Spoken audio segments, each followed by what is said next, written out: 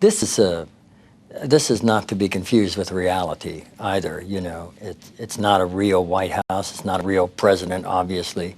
We may deal with some of the real issues, and we may deal with them in a very realistic way, but it's not to be confused with the real thing. Our show deals equally with the staff, all those people who advise and serve him and his policy, as well as the man. So there are like 8 characters on this piece, and we go in and out of their personal relationships and their family relationships and their work at the White House. As far as the man himself, it has very little to do with me, this president. You know, in the first episode, I'm delighted with the way he handles a couple of issues, but the second episode, I wish I was anything but the president. You know, but I can't get in the way of that. I can't allow Martin to get in the way of President Bartlett because we'd never get anywhere. You know, I'm an avowed pacifist. I mean, I believe in nonviolent resolutions to problems. I believe in conflict resolution without force.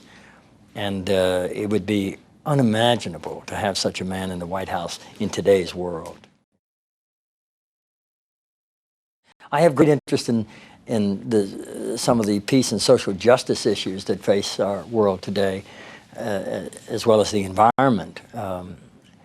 But no, I don't have any political aspirations or even any interest in it. I have a few friends who are in politics, but I personally have no interest in any elected office. I couldn't serve a constituency. I'm more like an ombudsman, or I see myself as such, who can go to any side of any issue at any time and stand with people who are speaking truth to power or who are subjecting themselves via nonviolent civil disobedience to draw attention to issues or concerns of our culture. That I'm comfortable in doing, but not in representing anybody but myself. I guess about 5 little words with a conjunction between them would explain it.